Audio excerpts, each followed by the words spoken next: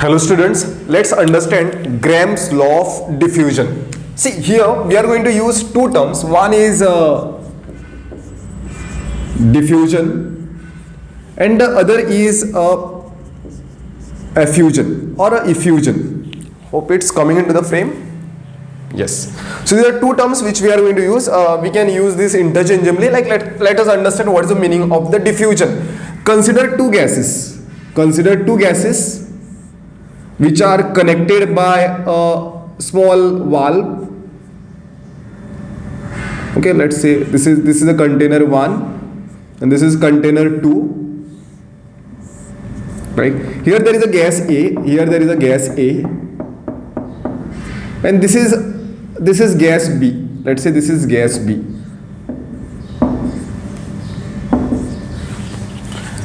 And they are not, this path is not open. Let's ignore the volume of this. Let's ignore this volume. This volume is negligible. Let's consider this volume is negligible. What I do, I open this path. What will happen? The mixing of the gases will happen. Means this gas will move here and these gas particles are going to move over here. And the next picture, what we are going to have over here is this. Means there will be some particles of gas A, there will be some particles of the gas A and particles of B, right, in both the chambers, right, in both the containers. So this is what exactly a diffusion, mixing of the two gases, right. So we are going to learn about that, like what will be a speed, what will be the rate of the diffusion, and second, what is the meaning of effusion. Effusion means, take the simple setup. Simple setup. There is a gas A. There is gas A. And you make a small hole to this container and the gas particles are coming out. The gas particles will be coming out through that hole. Okay. The rate at which these gas particles are coming out is called as a effusion. So both the things rate we are going to learn here. Both the terms diffusion and effusion can be used interchangeably. So rate of diffusion,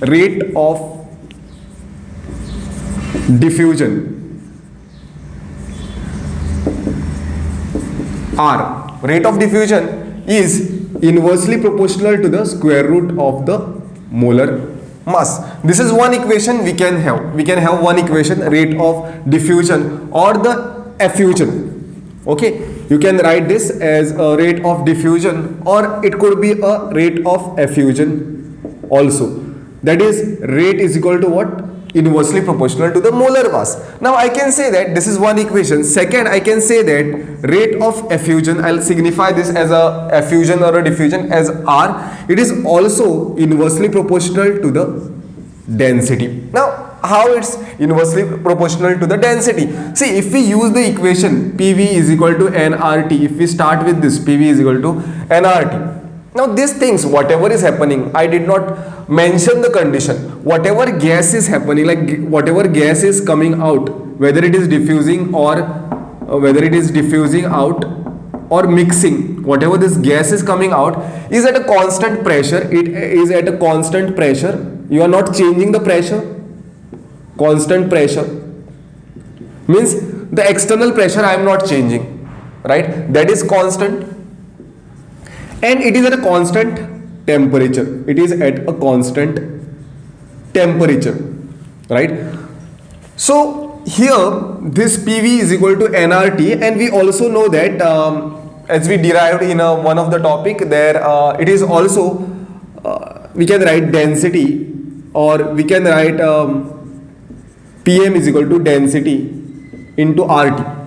We derived this equation from the ideal gas equation. So what is this? At a constant temperature, at a constant pressure and a temperature, we can say that molar mass is directly proportional to density. Rest of the things, pressure, gas constant and temperature are constant. So I can say that it is also inversely proportional to density. I have replaced M with density. Inverse relation, here it is, since molar mass is directly related to the density. Here I am writing molar mass is equal to density. So this is the relation, second relation. Then we can also have one more relation, that rate of diffusion or the effusion is directly proportional to number of moles coming out in a given time. Now this I have written n dash over here, means how many gas particles are coming out. This is the number of moles. N dash is number of moles of particle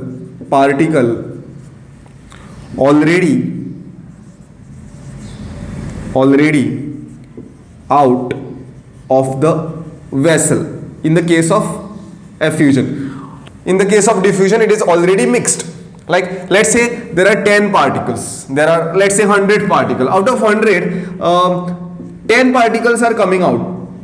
Particles are coming out in a 1 second or in a 2 seconds. Okay, it won't be so less. I am just taking the example. Out of 100, 10 particles are coming out in 2 seconds. Then rate of effusion over here will be, let's say 10 is the number of the particle, 10 divided by 2. Now actually this n is the number of moles, which indirectly tells you about the number of the particle at a larger scale, right? So n dash is the particles, number of moles of the particle already out of the vessel. Okay, it is this number which is coming out, and it is not the total which is inside, right? So this is the way we can also write that fourth formula for this, that rate of effusion or the diffusion is directly proportional. See, number of moles is directly proportional to the volume, means more is the moles coming out, more will the volume, means what is this? I will write V dash by T. Now what is this V dash? It is the volume of the particles, volume of the gas, or volume of gas effused, or volume of gas effused out of the vessel. Means there is 5 liter of gas and 1 liter of the vessel, 1 liter of the gas is out in, let's say, 2 minutes or 2 seconds. Then it will be what? That volume is 1 liter. This is that volume which is already effused. So these are the different formulas which are there, which will be helpful for you to this. Now coming to the relative, let's talk about the relative rate of effusion. Means two gases are there. If you want to relate their rate of effusion and the rate of diffusion, then relative will write this way. So relative rate of effusion, relative rate of effusion, or will write diffusion, effusion or the diffusion. So I will write, let's say there are two gases,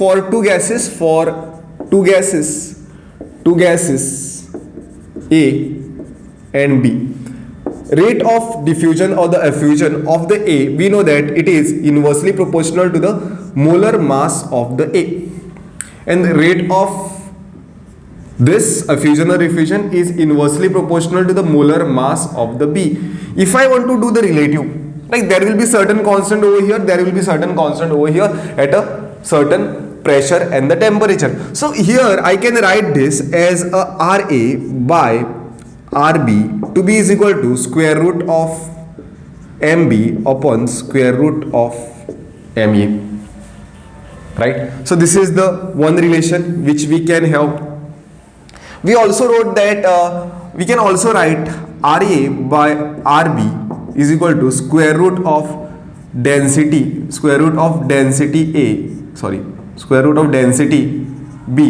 by square root of density of A. I can write this equation, right? This is another equation which we can write. One more equation we can write, RA by RB is equal to it is N dash A by T upon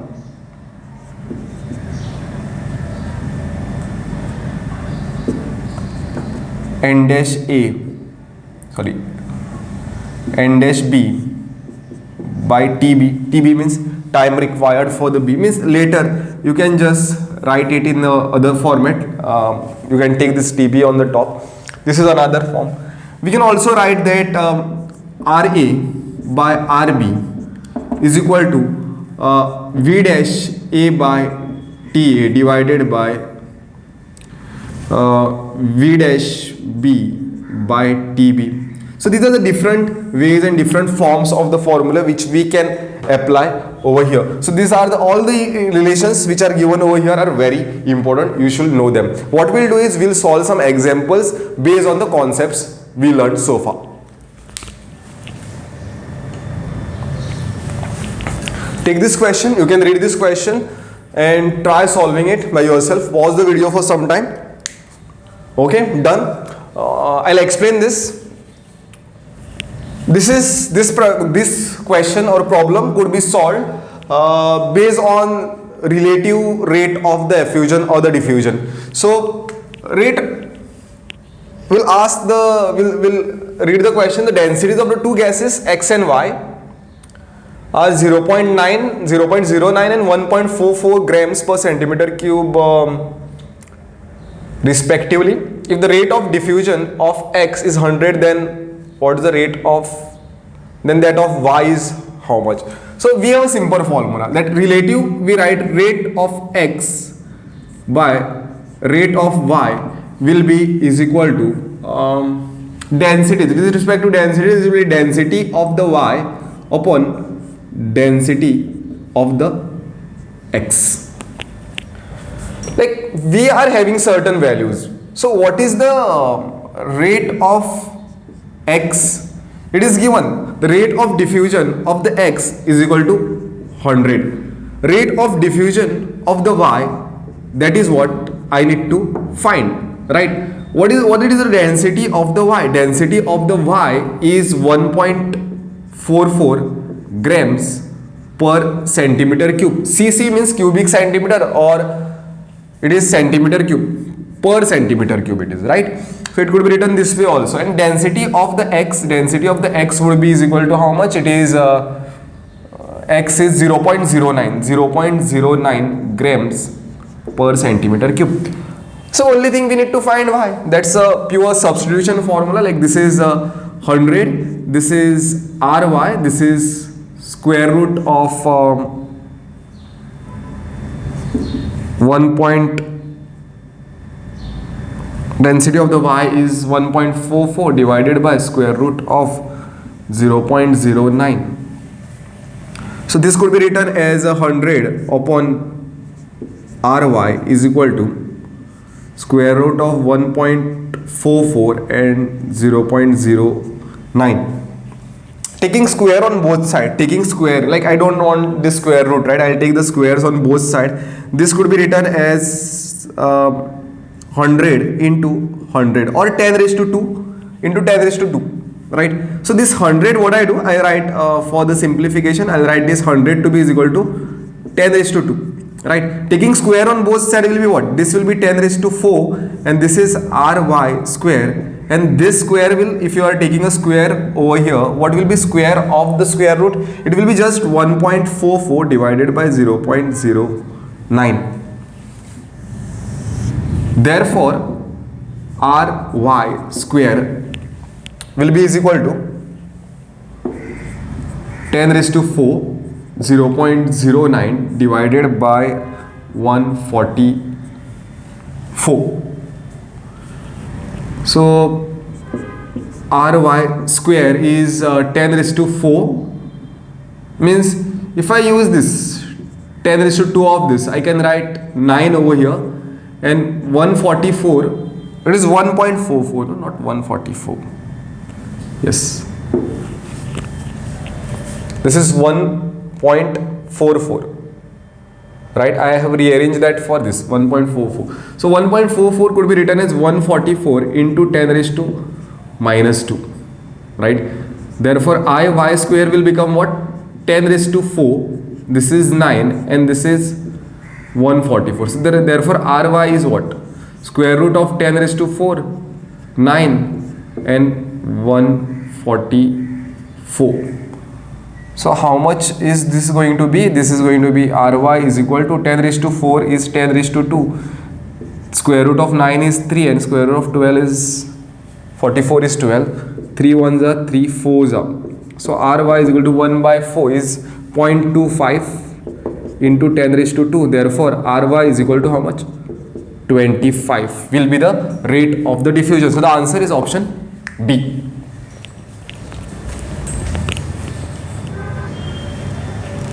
Okay, this is a question, slightly tricky, not very much. You can give a try to this question and you can comment your answer in a chat box. I will be happy for that. Read the question. You can pause the video for some time and also solve this. See, when you solve something by yourself, it takes, you understand it better. It may take 5-10 minutes extra. But always solving something by yourself is always good. And then later, if you cannot solve, then of course you can watch this, you can continue this video, right? I'll do this for you. Question is 2 grams of hydrogen diffuses from a vessel in t minutes and 0.5 gram of oxygen diffuses through a same vessel under similar condition in 10 minutes. The value of the T is asked. Means in how much time that how much time it will take to diffuse 2 gram of hydrogen. Like weight and a time, there is no any direct relation, but we have a relationship of the molar mass with the rate of diffusion. We also have a relation with the rate of diffusion and the number of moles, right, in a given time. So we'll relate one thing, we'll relate the rate of hydrogen by rate of diffusion of the oxygen. Could be written this way: a molar mass of oxygen and molar mass of hydrogen. It could be written this way.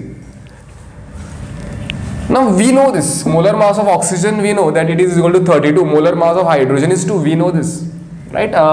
We also have one more formula, that rate of diffusion or the effusion of the hydrogen in terms of number of moles is n dash number of moles of H2 divided by T. We'll take this as a T, okay, or time for the hydrogen divided by number of moles of the oxygen diffused, n dash I am putting, which is, these are the number of moles which came out, right, of the container. This is time required for O2, which is equal to, I will write this to be directly, like both things could be written under 1 square root, that is 32. Molar mass of oxygen is 32 and this is 2, right? Here I will rearrange this. I can write this way as a number of moles of hydrogen. What would be the number of moles of hydrogen? It is 2 gram divided by a molar mass of hydrogen, that is equal to 1. And this is the T, which is, you are told to find T minutes. Time for the hydrogen is a T minute. I can write time for the oxygen. Time for the oxygen is how much? 10 minutes. So answer is in also minutes. So there is no need of conversion of the time. So I will write this to be 10. You take inverse now of this. Then number of moles of O2 is how much? Number of moles of O2, I will write 0.5 divided by 32. Given mass upon molar mass, which is equal to square root of 16. So this is 1 by T multiplied by, I will write this to be 10, and this will go on the top, that is 32 divided by 0.5 is equal to 4, right? Square root of 16 is 4. So time will be equal to what? Time will be equal to 10, 32. 1 by 0.5 could be also written as 2. 1 by 0.5 is 2, no? And this is divided by 4. This I am taking over here, and this is T. Okay, if you are getting confused, I will write this way. This is 4 and 1 by T. Therefore, T is equal to what? 10, 32 into 2 divided by 4. So this is how much? 64. 640 divided by 4. 640 divided by 4 is 4 ones 160 minutes, right? Answer will be in minutes. Option D is the correct one. One more example we'll take, because this is the concept. We take the more and more example, it will take you into the more depth of the topic.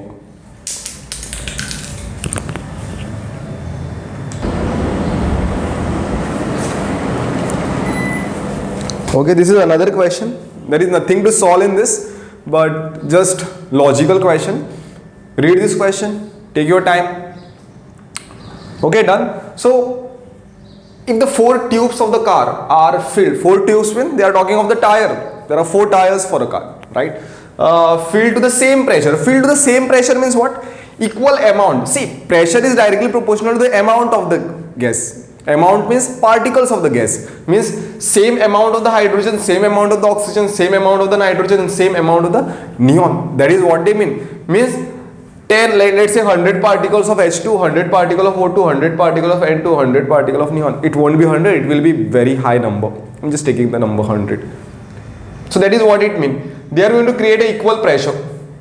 Like equal number of the moles or equal numbers of the particle is going to create an equal pressure in a tires, right? In one tire you are filling hydrogen, in another tire you are filling oxygen, third tire you are filling a nitrogen, and fourth tire you are filling a neon, respectively. Under similar condition, means pressure and the temperature is same, that is not changing, right? Then pressure where? The atmospheric, external pressure, or the pressure with which you are filling this. Okay, here the pressure with which you are filling, that is going to remain same. Is similar condition. Then the correct order for the time taken for the filling up of the tubes, right? So rate of diffusion or the effusion, the movement of the particle from one container to the other, or from one container to the out. Here the gas is going from outside or from the compressor to the tires, right? So here we know that rate is inversely proportional to the square root of the molar mass. Means less is the molar mass, rate of diffusion or the effusion is more.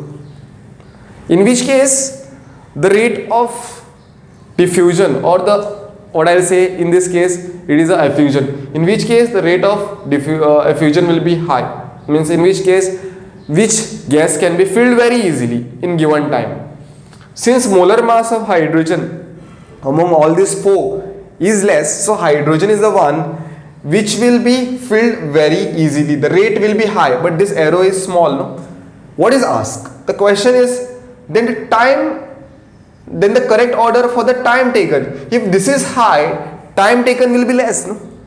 So time taken will be less. So time is inversely proportional to time is directly proportional to the molar mass. We can say that way. So here this is less, then this is the correct order. The option C will be the correct order. So here if you see neon, nitrogen, oxygen, the molar mass is increasing. So this is the whole illustration of the Graham's law. Thank you.